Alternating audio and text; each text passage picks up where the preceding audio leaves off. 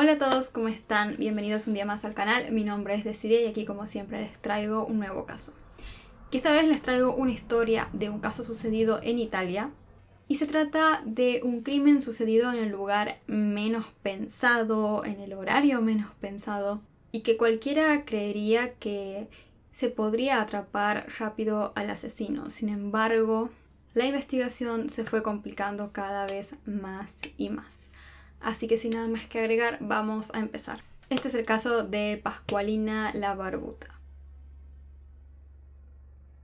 Nos ubicamos en el año 2009 en Italia, específicamente en Milán, la mayor área metropolitana de Italia y el segundo municipio de Italia por población después de Roma. Milán se encuentra ubicada en la llanura padana, una de las regiones más desarrolladas de Italia. Pasqualina, o Lina, como le decían, la Barbuta, era una mujer de 37 años. Provenía de una familia numerosa, pues tenía un total de 8 hermanos. Pasqualina vivía junto a sus padres y a sus hermanos, hasta que un día se casó con su novio y se fueron a vivir juntos. Más adelante tuvieron un total de 3 hijos. Todo parecía ir bien, sin embargo con el tiempo la vida de Pasqualina se fue complicando. En el año 2007 la mujer sufrió una crisis psicológica y estuvo hospitalizada durante 2 meses. Luego de esto tuvo que realizar terapia durante un año completo. 2 años después, en el 2009, Pasqualina y su marido decidieron separarse. El divorcio a Pasqualina le llegó en el mismo momento en el cual ella se encontraba sin trabajo. Tras la separación, Pasqualina dejó la casa que compartía con su marido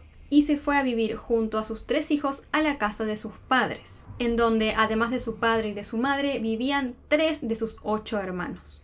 A pesar de estar separados, la relación entre ella y su ahora ex marido era buena. Tenían una buena comunicación y además el padre solía compartir bastantes días con sus hijos. Este era el contexto en la vida de Pasqualina para el momento en el cual sucedieron los hechos. Ella se encontraba pasando por una separación, sin casa, viviendo en un lugar con muchas personas y además con problemas económicos, ya que, como les conté, no tenía trabajo y debía mantener a sus 3 hijos. Su ex marido le ayudaba un poco con los gastos, pero no les resultaba suficiente. En planos generales podemos decir que Pasqualina se encontraba en un momento muy complicado de su vida. La convivencia en la casa de los padres de Pasqualina era bastante difícil, pues eran muchas personas viviendo en una sola casa, sus 2 padres, sus hermanos, más los niños, hijos de Pasqualina. Ella realmente se sentía muy cansada de vivir allí. A la madre de Pasqualina le gustaba que todos los que estuvieran viviendo en su casa tengan sus propios trabajos y colaboren económicamente con el hogar. Y Pasqualina obviamente quería conseguir trabajo, no solo para colaborar con la casa, sino también para lograr mudarse de allí y alquilar un departamento propio para ella y sus hijos. En un momento tan delicado como este, Pasqualina necesitaba un trabajo prácticamente urgente. No podía darse el lujo de esperar o de buscar un trabajo específico, por ejemplo, haciendo algo que le gustara. Pasqualina estaba dispuesta a aceptar cualquier tipo de trabajo, el que apareciese. Su idea era más que nada tener algo que le ayudara a mantenerse a ella y a sus hijos, hasta conseguir quizás algo mejor o algo que le guste. Tras mucho esfuerzo buscando, Pasqualina finalmente consiguió un trabajo, pero el salario era muy precario. Sin embargo, servía como una solución provisional. Ella estaba dispuesta a seguir buscando un mejor trabajo. A pesar de que Pasqualina había conseguido un trabajo, como les conté, el sueldo era bastante precario, aún no le alcanzaba para poder mudarse a un departamento con sus hijos. En la casa de sus padres seguían viviendo muchas personas, por lo tanto el entorno era complicado y la convivencia muy difícil de llevar. En este contexto, Pasqualina un día discutió fuertemente con su madre. Y esta discusión debió haber sido muy extrema porque Pasqualina tomó la decisión de irse de la casa junto a sus 3 hijos sin tener a dónde ir. Tampoco tenía dinero para alquilarse un hotel o una habitación, por lo que Pasqualina y los niños pasaron la noche dentro de una iglesia. Al día siguiente, la mujer, en busca de ayuda, se dirigió a una comisaría, pero se dio cuenta que estaba cerrada y no había nadie quien la pudiera ayudar. Por esto decide llamar a la policía, y este es el audio de la llamada original. 113, operatore 6, buongiorno. Voi siete aperti?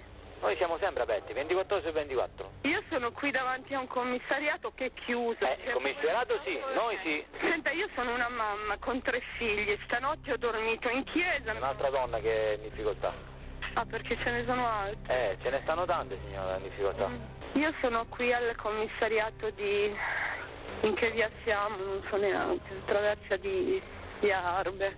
Di Arbe. Ed è chiuso. Deve E io dire- non so dove andare, ma mi spiega dove devo andare? Ma non ha un'abitazione lei? No, Chiamilo 020202, che è il comune. devo telefonare lì adesso. Sì. Va bene? Grazie. La ringrazio, buongiorno. En esta llamada, Pascualina le cuenta con la voz muy entrecortada a los agentes de policía lo que nosotros ya sabemos, que había abandonado su casa junto a sus 3 hijos y que había pasado la noche en una iglesia porque no tenía a dónde ir, que después se había acercado a una comisaría pero que ésta se encontraba cerrada.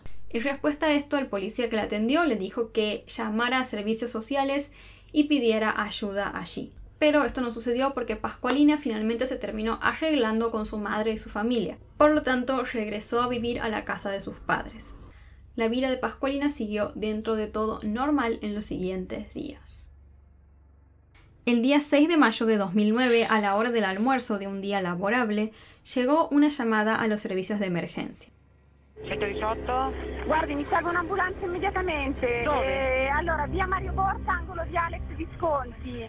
Sì, cosa è successo? Guardi, c'è una ragazza qui nel parco sulla panchina che credo sia, non so, è piena di sangue, credo sia stata accoltellata. Se la chiama risponde? Non credo, è lì sdraiata sulla panchina. Va bene, da dove perde sangue? E guardi, è sporca praticamente vicino al petto, sta respirando a fatica. Arriviamo, signora, salve. Una mujer llamó a los servicios de emergencia y contó que vio mientras estaba en el parque cómo un hombre de unos 40 años con chaqueta blanca había atacado a una mujer y al parecer la había dejado gravemente herida. Hay que tener en cuenta que estamos en Milán. El lugar en donde relata la mujer que había encontrado a esta otra mujer lastimada era en la zona de Galaretese, entre Vía Borsa y Vía Visconti, en un pequeño parque al norte de la ciudad que los locales utilizan para descansar o pasear a su perro. Un lugar súper transitado y lleno de gente, por lo que fue muy sorpresivo que alguien contara que a una persona había atacado de esta manera a otra, a plena luz del día y en un lugar extremadamente público.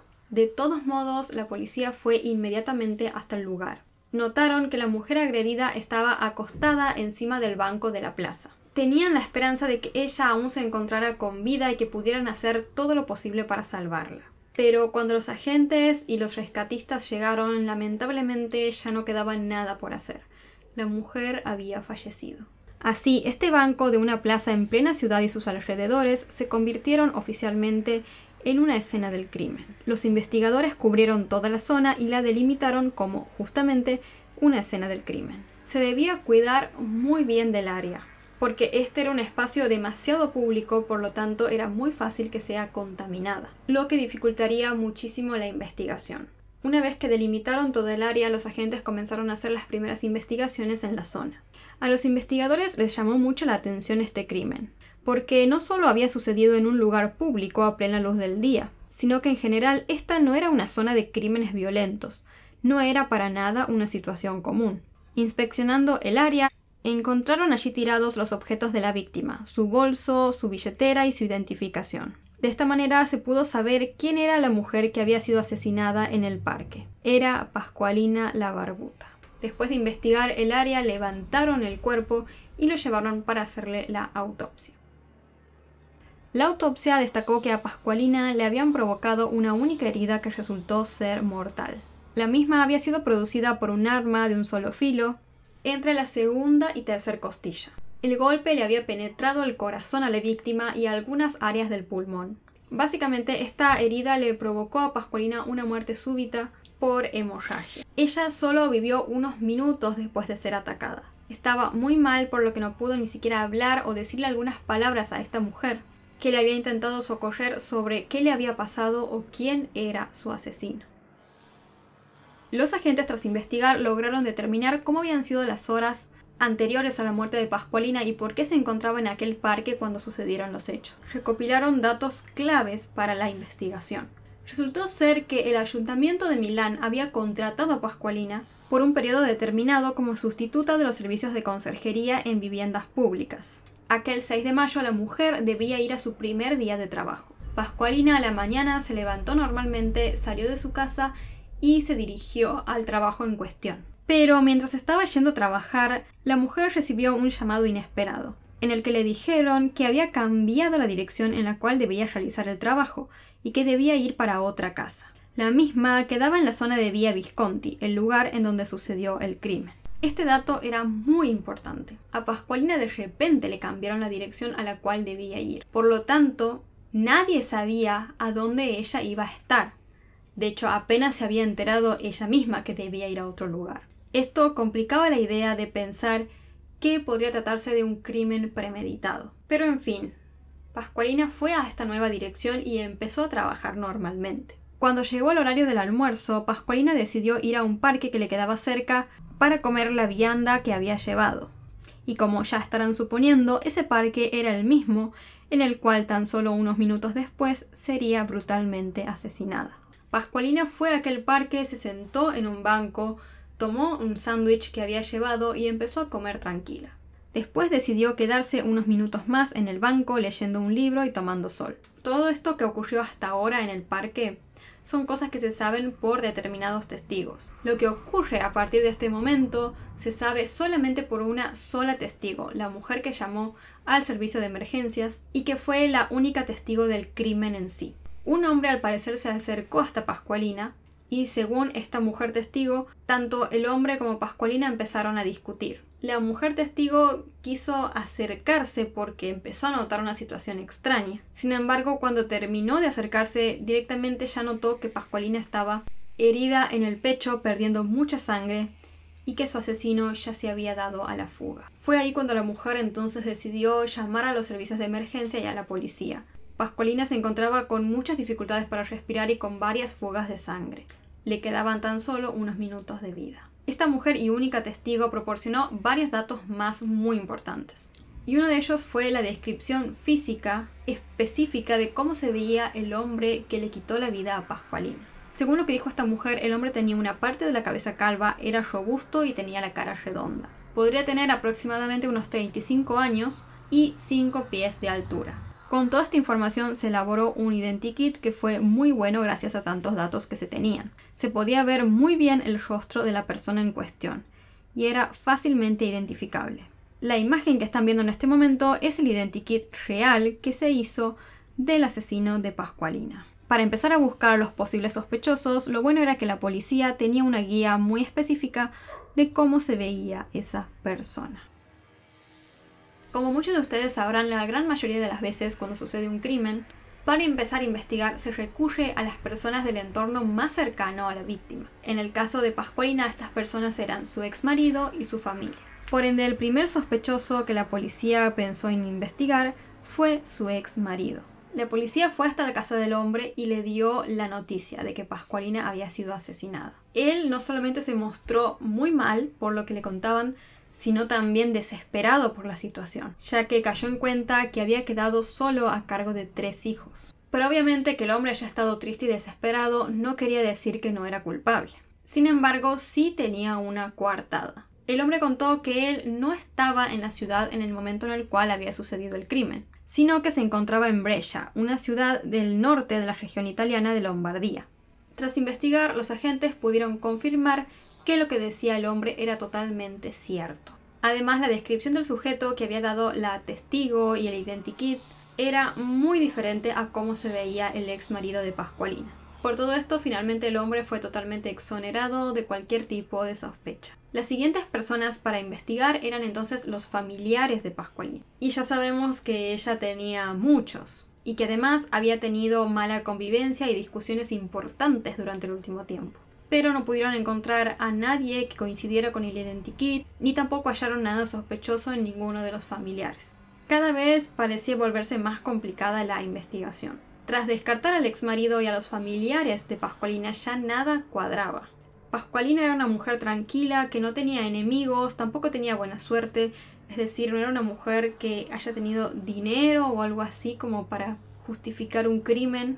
De hecho, todo lo contrario, ella luchaba para poder llegar a fin de mes y mantener a sus hijos. Por lo tanto, para continuar las investigaciones había que empezar a indagar en el círculo no tan cercano a Pascualina. Los agentes procedieron a mirar en la agenda del teléfono de Pascualina, a ver si tenía contactos particulares o extraños. De esta forma se encontraron a los que fueron los siguientes sospechosos. Descubrieron a un hombre que les llamó la atención. Lo investigaron, pero hallaron que tampoco se encontraba en Milán en el momento de los hechos. Otra persona de interés era un compañero de trabajo de la víctima, ya que al parecer Pasqualina había estado discutiendo con él antes de salir a almorzar. Los agentes interrogaron a este hombre y él les confirmó que sí había discutido con Pasqualina ese día. Sin embargo, dijo que no tenía nada que ver con los hechos y presentó una coartada sólida. Además, su físico tampoco coincidía con el identikit. Para este momento ya habían sido descartados los familiares de Pasqualina, su exmarido, y prácticamente toda su red de contactos. Todas las personas que habían sido consideradas sospechosas tenían coartadas y ninguno parecía coincidir con el identikit. Debido a todo esto, en un intento de avanzar con la investigación, sin tener ya personas cercanas a la víctima que considerar, la imagen del identikit fue altamente distribuida en un intento de que alguien los reconociera a este hombre. Pasaron la imagen en diferentes canales de televisión y medios de comunicación, pero nadie se comunicó ni nadie dio información relevante. Posiblemente para este momento ustedes se estén preguntando, dado que los hechos sucedieron en un lugar tan público, si no había cámaras de seguridad que hayan captado algo. Y la realidad es que no, ninguna cámara había registrado al hombre, al asesino, ni tampoco proporcionó ningún tipo de dato ni información importante. No había forma de acceder ni siquiera a obtener un poco más de información de este hombre. Sí sucedió en un espacio público, pero nadie había visto más nada. Nadie llamaba tampoco como para decir que conocían a alguien con los rasgos del identikit o a alguien parecido. No había más pistas que seguir. Parecía que el asesino de Pasqualina se había esfumado en el aire y se había salido con la suya. Es entonces cuando los agentes de policía se empezaron a preguntar si quizás estaban frente a un crimen perfecto. Cuando todo parecía perdido a los investigadores, les llegó una pista inesperada. Claramente, durante todos estos días se había continuado analizando la escena del crimen, es decir, el banco de la plaza y las zonas cercanas. Y allí se terminó encontrando algo clave. A pocos metros de donde había estado el cuerpo de Pasqualina se halló un cuchillo medio abierto, arrojado sobre la hierba con la hoja manchada de rojo. Este era un cuchillo muy particular, no podía ser usado por cualquier persona. Era necesario tener ciertos conocimientos para poder utilizarlo. Esta era una prueba de que el hombre, el asesino, sabía utilizar este tipo de herramientas. De hecho, sabía usarlas tan bien que logró asesinar a Pasqualina de un solo golpe, como les comenté. Sabía muy bien cómo y dónde tenía que realizar esa puñalada y cómo hacerlo. Pero estaba lejos de ser un asesino preparado, por así decirlo. Porque el hecho que se haya encontrado el arma homicida tan cerca del cuerpo demuestra que el hombre, tras realizar la puñalada, debió haber entrado en pánico y huyó rápidamente dejando caer el arma. Ninguna persona experta en cometer crímenes, por así decirlo, descuidaría el arma homicida de esa manera. Por lo tanto, el asesino era una persona que sabía utilizar armas, pero que muy probablemente era la primera vez que cometía un crimen. Ahora se tenían más datos sobre cómo era el hombre que había asesinado a Pasqualina, pero además se poseía algo que podría ser clave para identificar finalmente al asesino. En el cuchillo encontraron su ADN y sus huellas dactilares. Se procedió a investigar y a comparar el ADN y las huellas con las de varios de los sospechosos, pero no hubieron coincidencias. Lamentablemente, hay que tener en cuenta que el cuchillo se encontró en un lugar demasiado público y podría haber sido contaminado antes de que se cuidara la escena del crimen.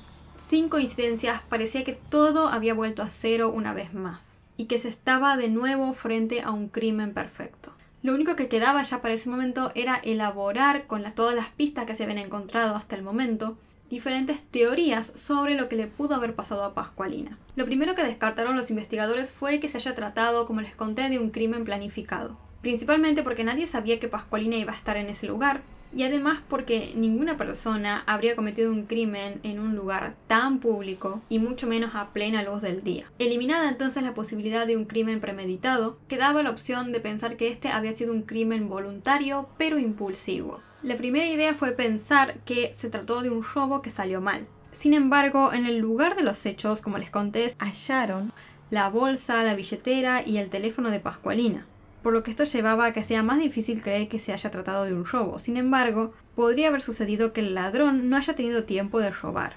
Quizás su objetivo sí era robarle la bolsa a Pasqualina, sin embargo ella quizás reaccionó y se defendió. Posiblemente Pascualina atacó para defenderse al ladrón y el hombre, en la desesperación, terminó apuñalando a Pascualina y huyendo del lugar. La segunda hipótesis dice que se pudo haber tratado de un intento de agresión sexual, que el hombre intentó agredir sexualmente a Pascualina, pero que ella se defendió y por lo tanto el hombre la atacó y huyó del lugar. La siguiente hipótesis dice que este fue un crimen totalmente aleatorio. No se pudo encontrar que el asesino tenga conexiones reales con la víctima, como les conté. Por lo tanto, quizás se trató de que hubo una simple discusión entre dos desconocidos. Puede sonar quizás un poco tonto, pero sí se tiene que considerar que quizás hubo una discusión y el hombre se enojó tanto a tal punto que tomó el cuchillo, asesinó a Pascualina y se fue. Y la siguiente hipótesis dice que Pascualina, al parecer, durante el último tiempo estuvo utilizando diferentes páginas web y aplicaciones de citas. Se cree que ella conoció a alguien en este tipo de páginas y que quedaron en encontrarse, pero que toda esta información solo la sabía ella y por esto no se puede encontrar una conexión certera entre el asesino y Pascualina. Sin embargo, esto también sería extraño porque, como les conté, nadie sabía que Pascualina iba a estar en el parque. Ella se enteró esa misma mañana que iba a estar en esa zona. Y además también sería extraño pensar que hayan acordado tener una cita durante el corto tiempo que se tiene para el almuerzo en plena jornada laboral. Y finalmente, la última hipótesis dice que este hombre, el asesino, se quiso acercar a ella en el parque con el objetivo de conocerla, pero que Pascualina no quiso ni estuvo interesada en él. Esto pudo haber hecho enfurecer mucho al hombre y decidió apuñalarla. A pesar de las hipótesis, no había más pistas por donde seguir. Por lo tanto, efectivamente se estaba ante un crimen perfecto. No había conexiones, no había motivos. La única cosa que suele suceder en los crímenes perfectos, que en este caso no pasó, es que no se suele encontrar el arma homicida. En este caso sí se encontró el arma homicida, que sería el cuchillo, pero la única información que arrojó es que esta persona sabía utilizar armas y que era un asesino inexperto. Ni siquiera el ADN ni las huellas dactilares sirvieron para identificar al asesino. Tampoco el identikit, por más de que era muy bueno y se podía ver tal cual el rostro de la persona. Parecía literal que al asesino se lo había tragado la tierra. El hombre había atacado en un lugar público a plena luz del día y sin embargo de todos modos logró salirse con la suya.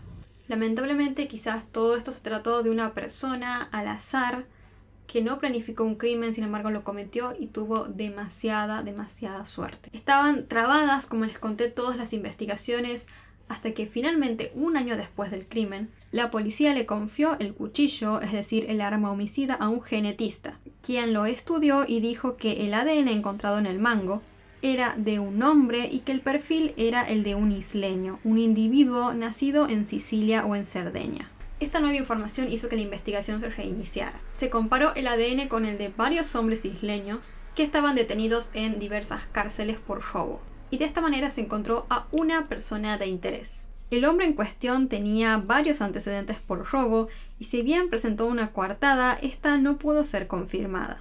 Se allanó la casa de este sujeto y allí encontraron 3 cuchillos exactamente iguales al que había sido utilizado para asesinar a Pascualina. Además vivía muy cerca de uno de los lugares en los que Pascualina había trabajado. Por otro lado, también descubrieron que este hombre conocía a Pascualina. Al parecer eran simplemente conocidos, pero todo esto lo convertía en una persona muy interesante. Es así como se comparó el ADN de este nuevo sospechoso con el encontrado en el cuchillo. Sin embargo, no coincidieron. Nuevamente todo quedó en la nada. Después de este intento fallido se intentó establecer nuevas conexiones con otras personas, pero todo sin éxito. En el año 2019, 10 años después del crimen, la policía científica hizo un nuevo intento por resolver el asesinato de Pascualina. Mapearon la escena del crimen con cámaras 3D y reconstruyeron el asesinato. De esta manera se logró determinar con alto grado de certeza que cuando el asesino la apuñaló a Pascualina, ella estaba de pie frente a él. No estaba ni sentada ni acostada en el banco de la plaza, estaba de pie, los dos estaban de pie, uno frente al otro. Esto nos lleva a pensar de por qué Pascualina se paró frente a este hombre. Saca a la luz de nuevo muchas de las hipótesis que se habían planteado, como por ejemplo quizás el hombre la quiso robar o la quiso agredir y ella se paró, quiso enfrentarse a él y defenderse y por esto fue que el sujeto la terminó apuñalando. Pero como les conté, no dejan de ser más que hipótesis. Es muy probable que a esta altura ustedes se estén preguntando por qué en este caso no hicieron lo que se suele hacer en muchos crímenes de Estados Unidos cuando se encuentra una muestra de ADN. que es comparar esa muestra con la de múltiples otras muestras almacenadas en bases de datos comerciales, lo que permite establecer perfiles de parentesco que luego podrían ser investigados. Pero la realidad es que en Italia no funciona de la misma manera que en Estados Unidos. La base de datos nacional de ADN de la Dirección Central de la Policía Estatal es la única autorizada por ley para fines forenses y solo puede alimentarse con hallazgos de escenas del crimen o con sujetos registrados porque fueron detenidos o arrestados por ciertos delitos. Y estos perfiles no pueden insertarse en archivos genéticos no autorizados para investigaciones policiales. ¿Esto qué quiere decir? Que el asesino, para ser registrado, debe sí o sí volver a cometer otro delito. Algún delito por el cual sea detenido y arrestado. Si este misterioso hombre que hace 10 años asesinó a Pascualina no comete ningún delito, no es arrestado ni nada, muy probablemente nos debamos resignar a que nunca sepamos quién cometió este crimen ni por qué. Con el tiempo, al no haber más nada que investigar, este caso quedó en el olvido. Y Pascualina sin justicia. Nadie sabe quién fue su asesino. Por ahora no hay más nada por donde avanzar. A pesar de que existieron testigos, hubo huellas dactilares, ADN y demás, como les conté, pareciera que al asesino se lo tragó la tierra. Este es el identikit, es el identikit que se armó con la declaración de la mujer testigo. Los invito a verlo bien porque uno nunca sabe en dónde puede llegar a estar este hombre y si ustedes quizás se lo pueden llegar a cruzar. O posiblemente ustedes quizás ya tengan algún tipo de información sobre él, como sea. Es muy importante verlo bien y tener bien en claro cómo lucía este hombre en el momento en el cual cometió el crimen. Una mujer que está descansando del trabajo es elegida posiblemente al azar para una emboscada. El asesino dejó imprudentemente su ADN en el lugar, pero no pudo ser encontrado. 3 niños llevan más de 10 años sin su madre, y nadie es capaz de ofrecerles ni siquiera el tibio consuelo de un juicio y un castigo.